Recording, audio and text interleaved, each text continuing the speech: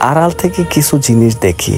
আমি দেখি যে অনেকগুলো কালো কুকুর রাস্তা দিয়ে আসছে এবং কুকুরগুলো সাধারণ কুকুর থেকেও অনেক বড় এবং প্রতিটি কুকুরের পিঠে বামন আকৃতির একটা প্রাণী বসা ছিল এবং এই প্রাণীটির গায়ে সজারুর মতো কাঁটা রয়েছে।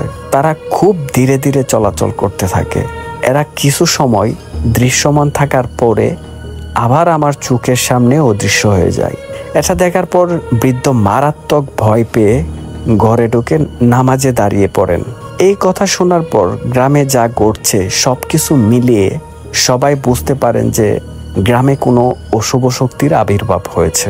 তখন সবাই মিলে সিদ্ধান্ত নেন আশপাশে যত কবিরাজ, ইমাম সাহেব এবং পণ্ডিত ঠাকুর আছে সবাইকে আগামীকাল বিকেলে এই গ্রামে আসার জন্য দাওয়াত করো, আমাদের গ্রামের সমস্যা সমাধানের কথা বলো। যারাই সমস্যা সমাধান করতে পারবে তাহলে আমরা তাকে সবাই মিলে উপযুক্ত সম্মানী দেব। পরদিন বিকেল বেলায় ওই তেঁতুল গাছের নিচে গ্রামের সবাই একত্রিত হয়। ওই রাতেও কিন্তু কয়েকটি বাড়ির গরু ছাগল মৃত অবস্থায় পাওয়া গেছে।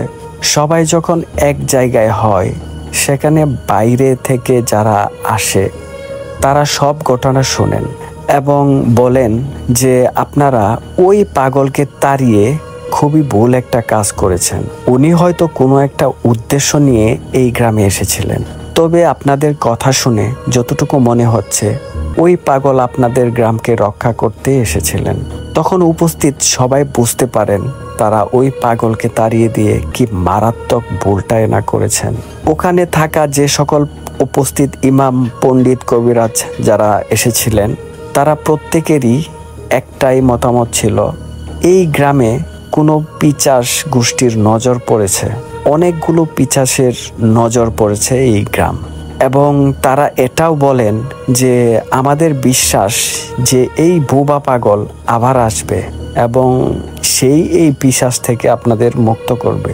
বাইরে থেকে যারা এসেছে তাদের মধ্যে একজন বৃদ্ধ লোক বলেন, এই গ্রামের ভালোর জন্য আপনারা প্রতিটি ঘর থেকে চাল ডাল তুলে সবাই মিলে একটা দুয়ার আয়োজন করবেন।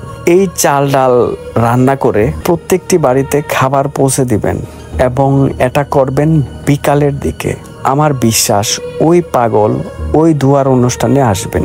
তার এই কথায় অন্য পণ্ডিত, ইমাম সম্মতি তো দেন যে হ্যাঁ এটা হতে পারে। সেই মোতাবেক পরদিন গ্রামের সবাই মিলে দুয়ার আয়োজন করেন।